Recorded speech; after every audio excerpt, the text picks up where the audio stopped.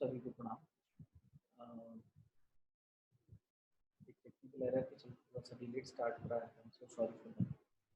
आइए गायत्री महामंत्र के माध्यम से आज के सत्संग को, आज के स्वाध्याय को शुरू करें। आप सभी से विनम्र प्रार्थना, दोनों आंखें बंद करें, दोनों हाथ गोद में रखें, सारा ध्यान गायत्री महामंत्र की ऊर्जा। ओम भूर्भुवः स्वः तत्सवितुर्वरेण्यं भर्गो देवस्य धीमहि धियो यो नः प्रचोदयात्। ओम गुरुर्ब्रह्मा गुरुर्विष्णु गुरुरेव महेश्वरः गुरु साक्षात् परब्रह्म तस्मै श्री गुरुवे नमः। अखण्डमण्डलाकारं व्याप्तं येन चराचरं तत्पदं दर्शितं येन तस्मै श्री गुरुवे नमः। मातृवत् लालयित्री च पितृवत् मार्गदर्शिता नमोऽस्तु गुरुसत्तायै श्रद्धा प्रज्ञानता च श्रद्धा प्रज्ञानता च। और मुझे गुरुदेव वंदे माता जी के सूक्ष्म संरक्षण में स्वामी जी के जीवन चरित्र को अपन आगे पढ़ रहे हैं। स्वामी जी का जीवन विशेष रूप से हम देखना चाह रहे हैं। वेस्ट में उन्होंने क्या किया, वेस्ट में उन्होंने किस तरह की चीजें करी, वो आज थोड़ा सा देखने की कोशिश करेंगे। क्या प्रभाव स्वामी विवेकानंद जी का वेस्ट पर पड़ा, उस पर आज का चिंतन करेंगे। तो कल तो बुद्ध पूर्णिमा के उपलक्ष्य में बात हुई थी, उससे पहले परसों जहाँ आकर बात होती थी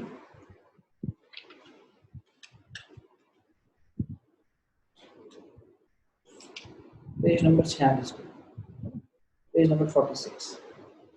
तो जब अपन ने ये पढ़ा था कि उन्होंने कहा कि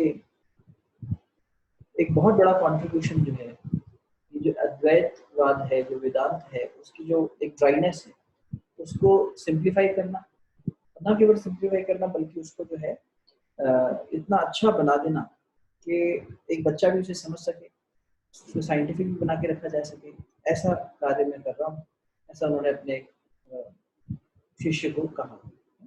तो हमने यहाँ आके बात होती थी परसों कि विवेकानंद के जीवन का सबसे बड़ा कंट्रीब्यूशन अगर अपन देखें तो ये कंट्रीब्यूशन रहा कि उन्होंने भारतीय संस्कृति के इन सब चीज़ों को, वेदांत को बहुत सिंप्लीफाई करके और स्टिल इंश्योरिंग कि उसकी जो सैंक्टिटी है वो मेंटेन रहे, वो मैसेज कन्वे हो, और इस तरह के इम्पैक्ट उन्होंने वेस्ट पर डाला कि वहाँ पर एक नई वेव चल पड़ी, लिबरेशन की वेव, कि ऐसा भी कुछ हो सकता है। आज तक जो खुद को पापी मानते आए थे उनके अंदर एक आत्मविश्वास जगा दिया स्वामी जी। अब वहाँ पर वेदांत मूवमेंट की स्थापना हो गई। उन्होंने वहाँ पर रहते हुए 1895 ऑनवर्ड्स काफी ऐसे काम किए जिसमें वेदांत मूवमेंट काफी बड़ा एक मूवमेंट चला। During his lecture tour, Vivekanand came in contact with many well-known Western personalities. Robert Ingersoll, वैसे एक बहुत फेमस ऑरेटर, और उन्होंने स्वामी जी को कॉशन भी किया था। उन्होंने कहा कि आप जितनी बोल्डता से, जितने निर्भयता से बोलते हैं, आप अगर आज से 50 साल पहले यहाँ आए तो शायद ये देश आपको पत्थर मार के या क्रूसीफाई कर देता, या आपको जो है जेल में डाल देता, या आपको जिंदा जला देता। ऐसी स्थिति यहाँ थी 50 साल पहले की। आज कम से कम आपको लोग सुन रहे हैं और ये सब कह रहे हैं, लेकिन पहले ऐसा नहीं था। तो उन्होंने उनको बहुत टोका। इसी बीच जो निकोलस टेस्ला हैं उनसे मिलना हुआ, और उसके बाद स्वामी जी ने जो वेदांतिक एनर्जी, आकाश और कल्प यानी साइकिल्स की बात करी, उससे वो बहुत प्रभावित हुए। और टेस्ला ने बाद में कहा कि मॉडर्न थियोरीज जो साइंस की हैं वो स्वामी जी की बात को नहीं समझ पा रही, और टेस्ला ने काफी स्वामी विवेकानंद से प्रभावित होकर अपने कार्य क्षेत्र में बदलाव लाए। जॉन रॉकफेलर फाउंडेशन है, रॉकफेलर फाउंडेशन आज काफी प्रसिद्ध है। जॉन रॉकफेलर जो थे वो काफी पैसे वाले व्यक्ति। वो जब स्वामी जी के संपर्क में आए तो स्वामी जी ने उनसे कहा कि देखो, भगवान ने तुम्हें इतना पैसा दिया है, तो ये पैसा तुम अपने लिए मत रखो, इस पैसे का सदुपयोग करो, इसे जो है तुम भगवान के काम में लगाओ, लोगों के काम में लगाओ। और ऐसा सुन के उन्हें अच्छा नहीं लगा रॉकफेलर को। रॉकफेलर बड़े गुस्से होकर बिना गुड बाय कहे चले गए उस मीटिंग में से। लेकिन एक हफ्ते बाद आए, पूरा डॉक्यूमेंट तैयार करके लाए, और उसके बाद स्वामी जी को बोले, ये लीजिए, आपको मेरा शुक्रिया अदा करना चाहिए कि मैं आपकी बात से सहमत हो गया और मैं संसार के लिए कुछ कर रहा हूँ, समाज के लिए कुछ कर रहा हूँ। स्वामी जी ने बड़े मुस्कुराते हुए कहा कि you should thank me, not I should thank for you to thank me. उसके अलावा बहुत ऐसी फेमस पर्सनालिटी से भी उनका मिलना हुआ जो आगे जाके स्वामी जी के लेक्चर्स से प्रभावित भी हुए, स्वामी जी के शिष्य भी बने और जिन्होंने स्वामी जी को वेस्ट में काफ़ी सहयोग भी प्रदान किया, तो वेदांत सोसाइटी बनाने में काफ़ी बड़ा एक रोल प्ले किया। जैसे हैरियट मॉन्ड्री, एला वीगर, ये फेमस अमेरिकन पोइट्स थी, इन्होंने बहुत प्रभावित होकर विवेकानंद के कई लेक्चर्स अटेंड किए और उनको कई बातें की। इन लोगों ने वेस्ट में विवेकानंद को स्थापित करने में बहुत अहम भूमिका निभाई। और ऐसे जैसे अपन बार बार देख रहे हैं कि गुरु कितना महान होता है, कितनी तरीके से मदद करता है अपने शिष्य की, और ठाकुर रामकृष्ण परमहंस ने जो विवेकानंद को काफ़ी इस तरह से सहयोग प्रदान किया। डॉक्टर लुइस जेम्स जो प्रेसिडेंट थे ब्रुकलिन एथिकल एसोसिएशन के, J Bagley the wife of governor of Michigan, Sarah Farmer the founder of Green Acre conference, बाद में उन्होंने इनवाइट भी किया अपने कॉन्फ्रेंस में विवेकानंद जी को। Mrs. Sarah C. Bull, the wife of Ole Bull, the celebrated Norwegian violinist, or Sarah Bernhardt, the famous French actress, and Madame Emma Calvé, the well-known French opera singer. Calvé wrote in her autobiography, "It has been my good fortune and my joy to know a man who truly walked with God, a noble being, a saint, a philosopher, and a true friend. His influence upon my spiritual life was profound. He opened up new horizons before me, enlarging and vivifying my religious ideas and ideals, teaching me a broader understanding of truth. My soul will bear him eternal gratitude. The extraordinary man was a Hindu monk of the order of the Vedanta. He was called the Swami Vivekananda and was widely known in America for his religious teaching." So, ये जो मुझे line बहुत प्रभावित करी, इसमें एक बहुत famous opera singer ये बात कह रही है कि he was a noble being, a saint, a philosopher and a true friend. मुझे लगता है इसमें हमारे लिए संदेश है। हम लोग कम से कम इतना कर सकते हैं कि हम कम से कम स्वामी जी जैसे कुछ अंश में बन सके। स्वामी जी जैसा एक सच्चा मित्र मिलना मुश्किल है। एक अच्छा मित्र, एक सच्चा मित्र जो आपको सही रास्ता दिखा सके, स्वामी जी होते हैं। तो हम किसी के लिए कम से कम एक सच्चे मित्र बन सकें, नोबल बीइंग, एक अच्छे इंसान बन सके। सेंट और फिलोसोफर चलो बहुत ऊंची बात हो गई, संत बनना तो कई जन्मों के हम लोग बहुत मेहनत करें तब जाके शायद कुछ अंश में बन पाए, लेकिन संत जैसा जीवन तो जीने की कोशिश करें। और कुछ नहीं तो एक अच्छा मित्र, एक अच्छा साथी बन सके किसी के लिए। अच्छा मित्र, अच्छा साथी हमेशा सही रास्ता दिखाता है, तो सही रास्ता दिखाने वाले व्यक्ति बन जाए। और कितनी सुंदर बात कही है, his influence upon my spiritual life was profound, he opened up new horizons before me. उसी बात को देखने के, सत्य को देखने के नए आयाम स्थापित कर दिए स्वामी विवेकानंद ने बहुत सारे लोगों के जीवन में।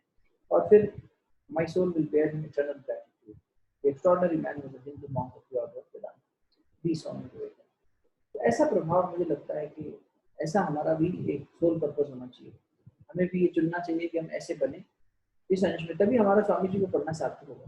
तो कुछ नहीं तो हम एक अच्छे सच्चे मित्र बन सकें, एक अच्छे इंसान बन सकें। After lecturing extensively, Swamiji realized that mere talk was not enough. He needed to train some sincere souls. और अब उन्होंने यहाँ पर 1894 के बाद में काफी मेहनत करके एक वेदांतिक सोसाइटी की स्थापना करी। और जैसे हमने पहले पढ़ा कि उन्होंने कहा है खुद अपने शब्दों में कि when Buddha had a message for East, I have a message for the West. तो वेस्ट से ही रामकृष्ण मिशन की एक तरह से बहुत स्ट्रॉन्ग स्थापना शुरू हुई। उसके बाद ये वेदांतिक सोसाइटी के रूप में चलते चलते भारत वापस आएंगे, 3 साल पूरी मेहनत करेंगे, उसमें इंग्लैंड भी जाएंगे, यूके में भी एस्टेब्लिशमेंट होगा, वहाँ से बहुत अच्छे इनको जे गॉडवेन और सिस्टर निवेदिता जैसी सोर्स मिलेंगी जिनको ये अपने शिष्य अनुयायी बना के भारत लेकर आए। उसकी शुरुआत यहाँ अमेरिका में इन्होंने कर दी। और उसी समय पर 1894 में 31 जुलाई विवेकानंद ने अपने डिवोटीज को लिखा। उनकी 2 सिस्टर्स थी, हेल सिस्टर्स, जब वो शिकागो में रह रहे थे, उन्होंने एक कॉन्फ्रेंस अटेंड कर दी, ह्यूमन कॉन्फ्रेंस, और ये वही ग्रीन एक्री में हुई थी माया में। और इन क्रिश्चियन साइंटिस्ट स्पिरिचुअलिस्ट लोगों को उन्होंने मैसेज में अपना लिखा, the other night the camp people all went to sleep under a pine tree under which I sit every morning in India and talk to them. Of course I went with them and we had a nice night under the stars, sleeping on the lap of Mother Earth, and I enjoyed every bit of it. I cannot describe to you that night's glories. After the year of brutal life that I have led, 1 साल बहुत ज़्यादा मेहनत करी, बहुत ज़्यादा extensive lectures दिए, दिन में 5-5, 6-6 लेक्चर्स देना, इंटरसिटी ट्रैवल करना, अमेरिका छोटा शहर देश नहीं है, उसमें 2 शहरों के बीच में काफ़ी दूरी रहती है। तो इतने लंबी-लंबी यात्राएँ करके स्वामी विवेकानंद ने अपनी पूरी जो प्राण था ना, युवावस्था का, उसे लगा दिया, आहुति प्रदान कर दिया। और उतने 1 साल के बाद में उनको एक ऐसा अवसर मिला जब इस कैंप में वो आए थे, तो इसलिए उन्होंने लिखा कि रात को माँ की गोद में सोना, पृथ्वी पर सोना और सितारों को देखना, मैं बता नहीं सकता कितना सुंदर लग रहा है। I can not describe to you that night's glories. After the year of brutal life that I have led, to sleep on the ground, to meditate under the tree in the forest, the inn people are more or less well-to-do, and the camp people are healthy, young, sincere, and holy men and women. I teach them all Shivoham, Shivoham. I am Shiva, I am Shiva, and they all repeat it, innocent and pure as they are, and brave beyond all bounds. And I am so happy and glorified. तो सुंदर जो है स्वामी जी ने बात कही कि मुझे 1 साल बाद ऐसा मौका मिला कि जब मैंने सभी लोगों के साथ बैठकर शिवोहम गाया, जब मैंने धरती माता की गोद में सोया, जब मैं सितारों को देख पाया, जब मैं जैसे मैं पहले मेडिटेशन करता था, एकदम मैं एकांत में रहता था, वैसा वाला समय मैंने फिर से अनुभव किया। In the same letter, Swamiji inspired his American sisters who sincerely helped his Western work. कितनी सुंदर बात है, इसे पढ़ने लायक है। Wealth goes, beauty vanishes, life flies, powers fly, but the Lord abideth forever. Love abideth forever. Stick to God. Who cares what comes in the body or anywhere? Through the terrors of evil, say, my God, my love. Through the pangs of death, say, my God, my love. Do not go for glass beads, leaving the mine of diamonds. This life is a great chance. What? Seekest thou the pleasures of this world? He is the fountain of all bliss. Seek the highest, aim for the highest, and you shall reach the highest. ये जो सस्ते सस्ते कांच के टुकड़े इकट्ठे कर रहे हो ना, इनको छोड़ो और असली जो हीरा है उसको पकड़ो। वो असली हीरा ही जो है वो भगवान है। भगवान के खजाने को समझो और उसके आनंद के सागर में डूब जाओ। ये स्वामी जी संदेश दे रहे हैं उन दोनों को और हम सबको कि जब आप हाईएस्ट के लिए एम करते हो तो धीरे धीरे आप इतनी मेहनत कर ले जाते हो कि आप हाईएस्ट को पा जाते हो। इसलिए गो फॉर द हाईएस्ट। ये सस्ते मध्य चीजों में मत अटको। While in New York in the early part of 1895, Swamiji met Miss Josephine McLeod and her sister Betty. They not only worked for Vedanta but also took care of Swamiji's personal needs. In the middle of 1895, when Swamiji was exhausted from lecturing in New York, Mr. Leggett invited him to his retreat cottage at Camp Percy, New Hampshire. On 7th June 1895, अब देखो ये वो समय आ गया जब वेदांतिक society का establishment होने वाला। Vivekanand wrote to a friend about his visit to the camp. It gives me a new lease on life to be here. I go to the forest alone and read my Gita and I'm quite happy. तो बहुत एक सामाजिक जीवन जीने के बाद ना एक एकांत का जीवन जीने का अवसर बहुत समय बाद मिला। देखो 1893 में वहाँ गए थे जुलाई में। 93 से 95 तक 2 साल इस व्यक्ति के जीवन में बहुत ज्यादा ये रहा, एक तरह से डिमांडिंग सिचुएशंस रही। डिमांडिंग इन द सेंस कि एग्जॉस्ट हो जाते थे। एग्जॉस्ट यूं हो जाते थे कि इतनी ज्यादा जो एक के बाद एक लेक्चर्स और ट्रैवल होते थे, तो 2 साल बाद तो शरीर को थकान आएगी आएगी। कुछ ना कुछ तो मानवीय धर्म शरीर दिखाएगा। कितना भी बड़ा अवतार हो, कहीं ना कहीं शरीर अपने धर्म को निभाएगा। तो उसके बाद उन्हें थोड़े समय यहाँ रहने का मौका मिला और थोड़ा समय इस लाइक 4 दिन रुक गए, 3 दिन रुक गए, उसी में उनको एकदम वो हो जाता था। हम लोग अगर 15 दिन में ट्रैवल कराते हैं तो घर आने के बाद हफ्ता भर हमें आराम चाहिए होता है। लेकिन ये देखो कितना 2 साल बाद एक छोटा सा अवसर मिला और उसमें उन्होंने उसको लिपिबद्ध कर दिया।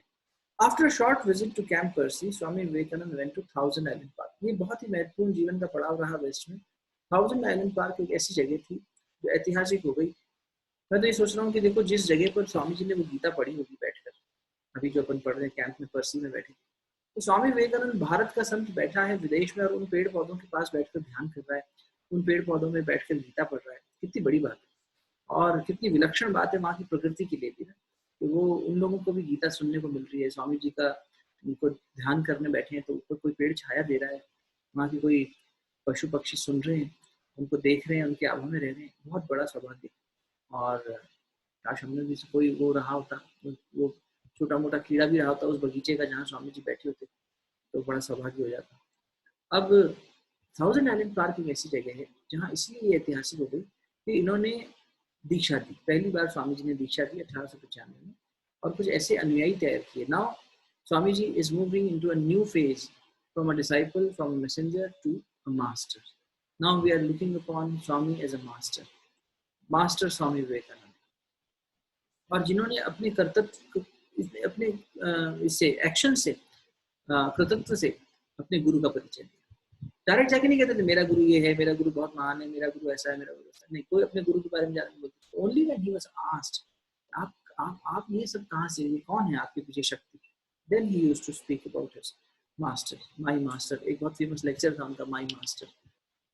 तो स्वामी जी जो हैं उन्होंने लॉन्ग आइलैंड में, थाउजेंड आइलैंड पार्क में, sorry, on the St. Lawrence River in the New York State जवान रहे. तो Miss Elizabeth Dutcher, a Vedantic student, gave her cottage to Swamiji so that he could rest there as well as give classes for the sincere students. तो ये पहला camp organise हुआ जहाँ पर 7 सप्ताह तक, 7 वीक्स तक, ऑलमोस्ट 2 महीने स्वामी जी ने वेदांत की कक्षाएं ली, वेदांत के बारे में सिखाया, और अमेरिकन स्टूडेंट्स को उनके अंदर ये विश्वास जगाया कि मेरे जाने के बाद तुम्हें यहाँ काम आगे बढ़ाना है. और वो सारी जो बातें हैं वो पब्लिश हुई. इंस्पायर्ड टॉक्स नाम की एक सीरीज आई उसमें. In Thousand Island Park, Swamiji initiated some of his male and female students into sannyas and brahmacharya, reminding them again and again, find God, nothing else matters. ये संदेश है, इस आदमी का यही संदेश है, सिर्फ भगवान को ढूंढो और कोई नहीं है. अब तुम अपने भीतर ढूंढो, बुद्ध ने कहा अपने भीतर ही भगवान है, उसी को ढूंढो. तुम बाहर ढूंढो, वो रास्ता तुम्हारे ऊपर. लेकिन उसके अलावा कुछ और ढूंढने अगर जा रहे हो तो वो कांच के टुकड़े, वो पत्थर के समान है. तुम असली हीरे के पीछे जाओ, असली हीरा ढूंढो. He emphasized, ये इम्पोर्टेंट है, अध्यात्म मार्ग पर चलने वालों के लिए ये लाइन बहुत इम्पोर्टेंट है. स्वामी जी का संदेश कि स्पिरिचुअलिटी कब पूर्ण होती है. He emphasized morality as the basis of spiritual life. Morality होनी चाहिए, पवित्रता होनी चाहिए. शौच, पवित्रता, कहीं भी आप देखें कर्म कांड में सबसे पहले पवित्रता की बात है. ओम अपवित्रः पवित्रो वा सर्वावस्थां गतो भूः, यह स्मरित पुंडरीकाक्षं सब आया व्यंतर शुचि. मुझे भीतर से पवित्र कर दो. मोरालिटी सबसे पहला ग्राउंड है, बेसिक ग्राउंड है. उसके बाद विदाउट ट्रूथ, सत्य नहीं है, without non violence, without continence, non covetousness, cleanliness, and cleanness short हो गया, एंड ऑस्टेरिटी, संयम के बिना, तप के बिना. He repeated, there could be no spirituality. इससे कम में अध्यात्म नहीं है. अगर हम सोचेंगे नहीं ये तो इतना हो गया बस अध्यात्म, हमारे हम तो बहुत अच्छे हैं, हमारा तो मन अच्छा है, किसी बारे में हम बुरा नहीं सोचते, हम तो समर्पित होके अपने गुरु जी के प्रति ऐसे हैं वैसे हैं. नहीं, ये अध्यात्म अधूरा है भाई, ये अध्यात्म अधूरा है. स्वामी जी का अध्यात्म बड़ा कड़क है, और वो कड़क अध्यात्म ये कहता है कि आप भगवान को ही चाहें, भगवान के अतिरिक्त कुछ ना चाहें, और उसके अलावा मोरालिटी होनी चाहिए हमारे अंदर, एक ऑस्टेरिटीज यानी तप करने की वो होनी चाहिए क्षमता, क्लीनलीनेस होनी चाहिए, नॉन वायलेंस होना चाहिए, कंटिनेंस होना चाहिए, एक निरंतर एक परसिवरेंस रहनी चाहिए, तब अध्यात्म जीवन में आता है. 1895 7 अगस्त की सुबह का समय है, और वो वॉक पर जाते हैं सिस्टर क्रिस्टीन और मैरी फ्यूम के साथ में, और बहुत अच्छी घटना घटित होती है. एक हिल के ऊपर पहुंचते हैं और अचानक स्वामी जी का मन करता है मेडिटेट करने का. Let's meditate. अचानक मेडिटेशन के लिए बैठने का मन हो जाता है. मेडिटेशन में बैठे हैं, दोनों बहनें देख रही हैं, उनका तो संयम इतना नहीं है, स्थिर इतना नहीं है मन, तो देख रहे हैं कि स्वामी जी जो है स्थिरता करके इतनी गहराई में चले गए कि पूरा शरीर जैसे सोने में कॉपर जैसे तप जाता है, वैसे वहाँ बैठे बैठे बैठे बैठे कॉपर की तरह हो गया, सुनहरा होता चला रहा है पूरा शरीर. सोचो कितनी गहराई में जाते होंगे कि पूरा शरीर तपने लग गया उससे, और अचानक बारिश आने लगती. स्वामी जी ठहरे, वो तो अपने पूरे गहराई में चले गए, उन्हें बाहर की कोई इंद्रियों का वो रहा ही नहीं सेंसेशन. अब ये दोनों बहनें बेचारी छाता लेके उनके सर पे छाता बनाई खड़ी हैं, जितना उनको बचा सकती हैं वर्षा से उतना बचा दी. कई घंटों के बाद स्वामी जी की जो एक तरह से गहरे ध्यान की अवस्था थी वो खत्म हुई, और स्वामी जी ने आके कहा, अरे ऐसा लग रहा है मैं कलकत्ता वापस आ गया. उसी शाम को वो वहाँ से निकले और आगे की यात्रा के लिए न्यूयॉर्क चले गए. 1895 का साल चल रहा है, 2 साल हो गए हैं. 2 साल में बहुत काम किया, फिर बीच में पेरिस गए. यहाँ पे इसी घटना के बाद में mid of August Swami ji left for Paris, और वहाँ पर मिस्टर फ्रांसिस लेगेट से मिलने का उन्हें मौका मिला. उन्होंने हमें इनवाइट किया था कि आप हमारे यहाँ आइए, और वहाँ गए वो. वहाँ पर उन्होंने काफ़ी वेदांत की teachings the. Swamiji was also eager to do some constructive Vedanta work in England and decided to establish a society there. For that purpose, he brought from India Swami Shardanand. हम आगे पढ़ेंगे इनके बारे में. और स्वामी अभिदानंद, इन दोनों को उन्होंने बुलाया और इन दोनों को वहाँ पर बुलाकर इंग्लैंड में जो वेदांतिक सोसाइटी के माध्यम से काम करना था उसको उन्होंने, अब तक चिट्ठी जा चुकी थी, लोगों को पता लग गया था कि स्वामी हमारा विवेकानंद ही कौन है, क्योंकि लोग जानते थे कि विवेकानंद कौन है। जब इन्होंने पढ़ा और तस्वीर वगैरह देखी तो लोग ये तो अपना नरेंद्र है, ये तो विविदिशानंद है, क्योंकि उनके लिए तो वही नाम था। कब विवेकानंद नाम हुआ, कब वहाँ गए, कब प्रचलित हुए, जब कोई विवेकानंद नाम तो भारतीय है जिसने ऐसा काम किया है। ये घटना जब अखबारों में छपी, माँ शारदा मणि जानती थी कि ये कौन है, और बाकी गुरु भाई एक बार तो सोच में पड़े कि कौन है विवेकानंद, देखें, उत्सुकता हुई। तो बस ज़्यादा देर नहीं लगी जानने में कि विवेकानंद अपना नरेंद्र ही। और फिर शारदानंद और अभिदानंद से पत्राचार चलता रहता था, इन्होंने बुला लिया वहाँ पर कि इंग्लैंड में जब चल रहे हैं तो तुम लोग साथ आओ। इस पूरी यात्रा में इंग्लैंड 3 बार जाना हुआ, 1895 के अंतिम 3 महीनों में, सितंबर, अक्टूबर, नवंबर, फिर उसके बाद अप्रैल से जुलाई 1896, यानी कि 3-4 महीने के बाद फिर वापस आए, और फिर अक्टूबर से दिसंबर 1896, तो 1 साल में 3 बार, और उसमें भी कंसिडरेबली 2-2, 3-3 महीने के लिए आना जाना हुआ। अराउंड 9-10 महीने की एक एक्सटेंसिव समय दिया इंग्लैंड को, और वहाँ पर उन्हें 2 बहुत बहुत हीरे मिले। एक उनके जे गॉडविन, जो उनके बाद में एक तरह से सारे नोट्स बनाने वाले उनके स्टेनोग्राफर बन गए, और दूसरी मिली मिस मार्गरेट नोबल। इन पे बात करेंगे कल, सिस्टर निवेदिता पर। कल क्या है, कल शनिवार, सोमवार को बात करेंगे। सिस्टर निवेदिता जो है मार्गरेट नोबल, उन्होंने अपनी एक बुक लिखी, the master as I saw him.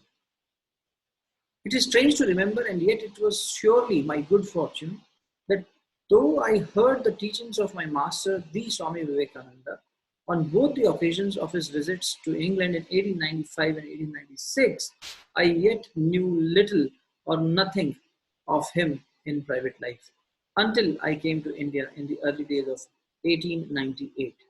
1898 में भारत पहुंचे थे, और पहुंचते ही इनको शिप से जब डिपोर्ट हुई, तो उसके बाद स्वामी जी ने कह दिया कि एक काम करो, तुम अब कलकत्ता की सड़कों पर झाड़ू लगाओ, तुम भारत को जानना चाहती हो तो पहले भारत को समझो, फिर मेरे पास आना। और बहुत कठोर तपस्या से मार्गरेट गुजरी, और बहुत अच्छा उन्होंने काम किया, बहुत समर्पित ये विवेकानंद जी की शिष्या रही, और उनकी जो फीमेल वुमेन जो डिसाइपल्स थी उनमें अग्रणी रही। तो कह रही है कि जब मैं भारत पहुंची तब जाके मुझे समझ में आया, वरना 1895 में और 96 में उनसे मिलना हुआ, पर 2-3 साल बाद जब भारत आई तभी समझ में आया कि स्वामी की व्यक्तिगत जीवन क्या था। What the world wants today is 20 men and women who can dare to stand in the street yonder and say that they possess nothing but God. ये विवेकानंद के वचन है, ध्यान से सुनना, यहीं पे पूर्णाहुति करेंगे आज। What the world wants today is 20 men and women. क्या कॉन्फिडेंस रहा होगा ना, 20 आदमी चाहिए, 20 मेल 20 फीमेल, 40 आदमी चाहिए। एक जगह इन्होंने 100 का आंकड़ा कहा कि मुझे बस 100 लोग दे दो, मैं उन्हें तराश दूंगा, मुझे 100 ऐसे लोग मिल जाए तो पूरी दुनिया बदल। पर वही है, इतना समर्पण कहाँ से आता है आदमी के अंदर? पढ़ना अच्छा लगता है और वाह करना अच्छा लगता है, लेकिन कोई भी ये नहीं कहता हाँ भगत सिंह बहुत अच्छे हैं, भगत सिंह बहुत अच्छे हैं, लेकिन किसी घर में भगत सिंह पैदा हो जाए, नहीं, पड़ोसी घर में भगत सिंह पैदा हो, भैया हमारे घर में ना, हमारा लड़का फांसी चढ़ेगा, ऐसा थोड़ी है। पड़ोसी का चढ़े, हाँ हम ताली बजाएंगे, वाह क्या तुम शहीद हुए, हम तुम्हारे लिए झंडा लहराएंगे, तुम्हें नमस्कार करेंगे, हमारे घर में ना हो जाए। ये बात, ये हमारी सच्चाई है, हमारे मुंह तो ऐसा है, हमारी आसक्ति तो ऐसी है। हम कहते हैं हम आध्यात्मिक है, समर्पित हैं नहीं। तो स्वामी तो कह रहे हैं कि भैया मुझे तो 20 आदमी दे दो, 20 मेल 20 फीमेल, 40 लोग दे दो। What the world wants today is 20 men and women who can dare to stand in the street yonder and say that they possess nothing but God. Who will go? He had risen to his feet by this time and stood looking round his audience as if begging some of them to join him. बहुत बड़ी audience के सामने बात कर रहे हैं, शेर रहा है भाई। Why should one fear? And then in tones of which even now I can hear again the thunderous conviction. फिर क्या कह रहे हैं? ये अभी इन्होंने बोला सिस्टर निवेदिता ने, उतनी तेज आवाज, ताली गड़गड़ाहट, और फिर ऐसा लगा कि बस जब उन्होंने कहा कि किसी को भय क्यों लगना चाहिए? Why should one fear? If this is true, what else could matter? And if it is not true, what do our lives matter? चलो एक पैराग्राफ और पढ़ लेते हैं, पूरा हो जाएगा ये। During his second visit, the Swami electrified English audiences with his Gyan Yoga lectures. In addition, he gave a series of lectures at the Royal Society of Painters in watercolors in Piccadilly, in clubs, education societies, and in private circles. The British press expressed great admiration for him. Vivekananda wrote to a disciple in Madras, in England, "My work is really splendid. देखो ये आत्मवंचना नहीं है, कोई सोचे कि स्वामी जी अपनी तारीफ खुद कर रहे हैं कि भैया खुद ही के बारे में कह रहे हैं कि मेरा काम इंग्लैंड में बहुत अच्छा रहा। ये अपने गुरु का समर्पण बता रहे हैं कि गुरु उनका कृपा बता रहे हैं कि गुरु कृपा से ये कार्य बहुत अच्छा हुआ है।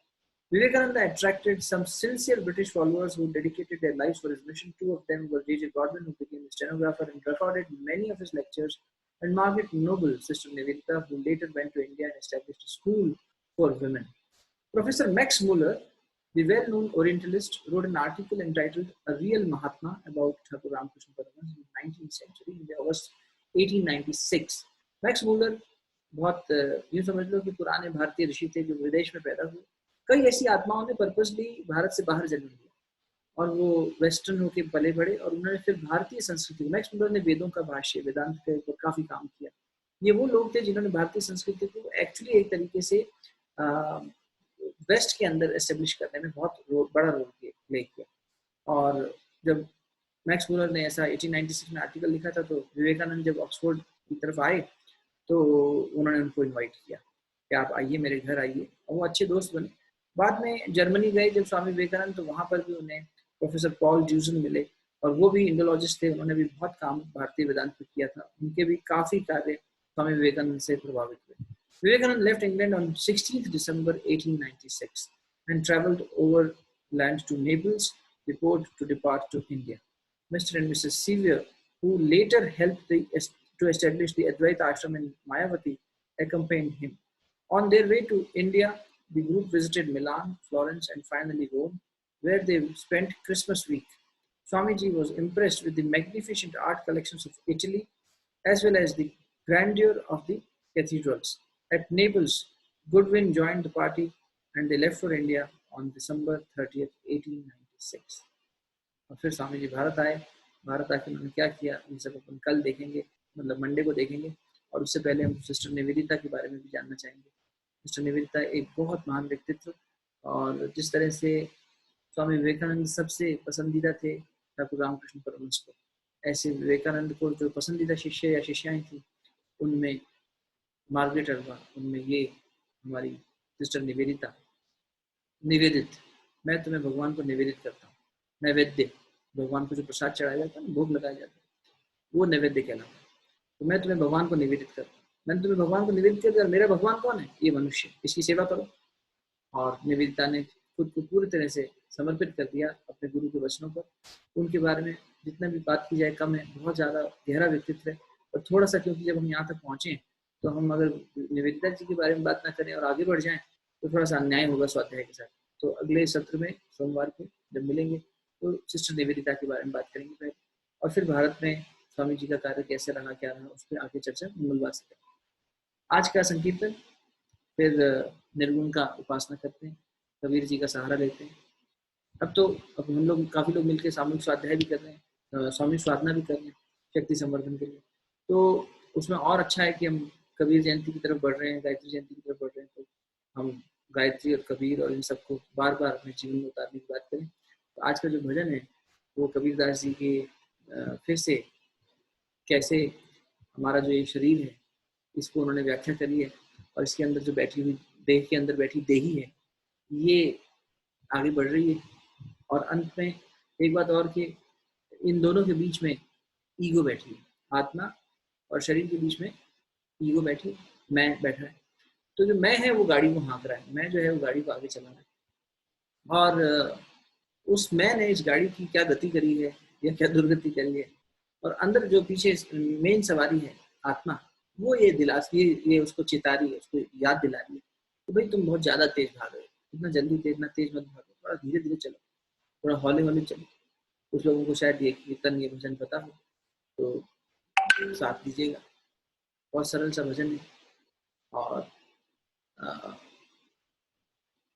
उसके भाव उसके शब्दों में ही समझ में आने लगेंगे। कहीं ऐसा आवश्यक होगा तो बीच में बता दें। ओ जरा हल्के गाड़ी हाँको मेरे राम गाड़ी। आत्मा कह रही है ईगो से, अहंकार, थोड़ा धीरे हाँको भाई, हाँकना माने गाड़ी चलाना। और जरा धीरे धीरे गाड़ी हाँको मेरे राम गाड़ी, और जरा हल्के गाड़ी हाँको मेरे राम गाड़ी। जरा धीरे धीरे गाड़ी हाँको मेरे राम का। ए जी गाड़ी मारी रंग रंगीली रे पहिया है लाल गुलाल। शरीर रंग रंगीला है ना, आदमी इसको पोतता है, सजाता है, संवारता है और इस पर खूब रंग लगाता है, लाली लगाता है। और ईगो क्या है?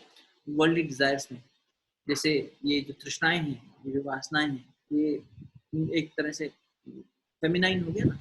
तो जैसे एक पुरुष एक स्त्री के पीछे पागल हुआ फिरता है, ऐसे ईगो जो है ये इन सब के पीछे पागल हुई फिर, इन इंद्रियों के पीछे पागल हुई फिर। और इंद्रियां ये रंग रंगीली, ये शरीर रंग रंगीला है, इसमें जो इंद्रियां हैं ये अलग अलग रंग बिखेरती हैं और हमारा ईगो इसके पीछे भागता है, इनकी वासनाओं को, इनकी तृष्णाओं को पूरा करने के लिए। और पीछे जो पीछे राम बैठा है, पीछे जो आत्मा बैठी है, आत्मा राम बैठा है, वो कह रहा भाई थोड़ा धीरे चलो, कहाँ तुम भाग रहे हो, उसके पीछे साथ, उसके साथ चलते। हे जी गाड़ी मारी रंग रंगीली रे पहिया है लाल गुलाल। ए गाड़ी मारी रंग रंगीली रे पहिया है लाल गुलाल। ओ हाकण वाली छल छबीली रे बैठन वालो राम रे भैया, हौले गाड़ी हाको मेरे राम का। जरा धीरे धीरे गाड़ी हाँको मेरे राम का। आदमी अंधे तरह से दौड़ रहा है, अपनी पूरी युवावस्था देख लो, अपना बचपन देख लो, पागलपन में दौड़ रहा है, वासनाओं की पूर्ति में। फिर आता है mid age crisis. Mid age crisis जब गाड़ी अटकने लगती है रेत में। ए गाड़ी अटकी रेत मेरे भाई, मंजिल बड़ी है दूर। ए जी गाड़ी अटकी रेत में भाई, मंजिल बड़ी है दूर। ओ धर्मी धर्मी पार उतर गिर पापी चकना चूर भैया, धीरे धीरे गाड़ी हाँको मेरे राम का। कौन है धर्मी और कौन है पापी? एक ही धर्म है, अंतरात्मा की आवाज को सुनना, उस पर चलना। ये भीतर से बता रही है, या आत्माराम बता रहा है ऐसा करो, हम नहीं करते, ईगो के चलते अपना अहंकार, अपना मन कुछ करने नहीं देता, वासनाओं तृष्णाओं में फंसा है, पुरानी प्री कंडीशनिंग में फंसा है, और ये इसको अनसुना कर देता है। इसको अनसुना कर दिया, यही पाप। गुरुदेव ने कहा जो अपने अंतरात्मा से जितना दूर आ गया है, वो उतने ही डिप्रेशन में, उतने ही कन्फ्लिक्ट्स में है। जिसने अंतरात्मा की आवाज सुनी और चला, त्याग तो करना पड़ा उसे, सांसारिक से बहुत सारी इच्छाओं का, वासनाओं का, तृष्णाओं का त्याग करना पड़ा, लेकिन अंत में वो पार उतर गया, क्योंकि उसने सच्चा धर्म पा लिया। धर्मी धर्मी पार उतर गिरे पापी चकना चूर भैया, ले गाड़ी हाँको मेरे राम का। और जरा धीरे धीरे गाड़ी हाँको मेरे राम का। और फिर आगे वृद्धावस्था, बुढ़ापा आ गया, आगे इंद्रियों से मार खाते खाते बूढ़ा हो गया, और फिर उसके बाद जब जाने की बारी आ रही है तो जाना नहीं चाह रहा है, इतनी आसक्ति है कि शरीर छोड़ना नहीं चाह रहा है, और मरने के पास बैठा है, लेकिन बुला रहा है कोई कोई वैद्य आ जाए, कोई ऐसा दूसरे गांव से, दूसरे विदेश से कहीं से आ जाए, कोई ऐसा जो जड़ी बूटी ले आए और मैं किसी दवाई से बच जाऊँ। मरना नहीं चाहता इंसान, कितना भी बूढ़ा हो जाए। आसक्ति इतनी है संसार में, अपने घर परिवार में, अपने शरीर में, देह का त्याग करना नहीं चाहता, क्योंकि देह तो शाश्वत है, छूटती है। तो इस जड़ता से इतना उसको मोह है। ए देश देश का वेद बुलाया रे, लाया जड़ी और बूटी। ए जी देश देश का वेद बुलाया रे, लाया जड़ी और बूटी। ए जड़ी बूटी तेरे काम ना आई, राम के घर की टूटी रे भैया, धीरे धीरे गाड़ी हाँको मेरे राम का। होले होले गाड़ी हाँको मेरे राम का। अब उसके बाद आत्मा तो छोड़ चली, जड़ शरीर पड़ा है, इन लोगों ने उठाया, चार जना मिल माथे उठायो, बांधी काठ की घोड़ी। घोड़ी बोलते हैं, जैसे सीढ़ी को घोड़ी बोलते हैं राजस्थान में हमारे, या ऊपर चढ़ने पर ऐसे एक अस्थि अर्थी बनाते हैं जब, तो वही तो है, चार जगह से उसको बांध दिया, उठाना है शब्द। चार जना मिल माथे उठायो, बांधी काठ की घोड़ी। ए ले जाके मरघट पे रख दीनी, फूक दीनी जैसे हो री रे भैया, धीरे धीरे गाड़ी मेरे राम गाड़ी, जरा हौले हौले गाड़ी हाँको मेरे राम गाड़ी, जरा हल के गाड़ी हाँको मेरे राम गाड़ी। और लास्ट में पीछे जो लोग रह गए वो बिलक बिलक के रो रहे हैं, तिरिया मन पत्नी और घर के बाकी लोग रो रहे हैं, पर जो जाता है शरीर को छोड़कर वो वापस नहीं आ सकता। ये जो उड़ जाएगा हंस अकेला, जग दर्शन का मेला, आया था ना? उड़ जाएगा हंस अकेला, जग दर्शन का मेला, दिन भर बजता रहता है। तो अंत में कह रहे हैं कि बिलख बिलख के तिरिया रोवे रे बिछड़ गई मेरी, बिलख बिलख के तिरिया रोवे रे बिछड़ गई मेरी जोड़ी, जोड़ा टूट गया। बिलख बिलख के तिरिया रोवे रे बिछड़ गई मेरी जोड़ी, कहत कबीर सुनो भाई साधु, जिन जोड़ी तिन तोड़ी रे भैया, हल्के गाड़ी हाँको मेरे राम गाड़ी, जरा हौले हौले गाड़ी हाँको, जरा धीरे धीरे गाड़ी हाँको, जरा हल्के गाड़ी हाँको मेरे राम गाड़ी। आदमी किस दिशा में दौड़ रहा है ये उसे बोध होना चाहिए, किस गति से दौड़ रहा है ये उसे बोध होना चाहिए। अगर ये बात बन गई तो फिर पहुंच जाता है। आइए हम सही दिशा में चल सकें, प्रकाश की ओर गति कर सकें, शाश्वतता की ओर गति कर सकें, ऐसा हमारा गुरु, हमारा इष्ट हमें हमेशा मार्गदर्शन देता रहे, इस भाव से शांति। ओम असतो मा सद्गमय तमसो मा ज्योतिर्गमय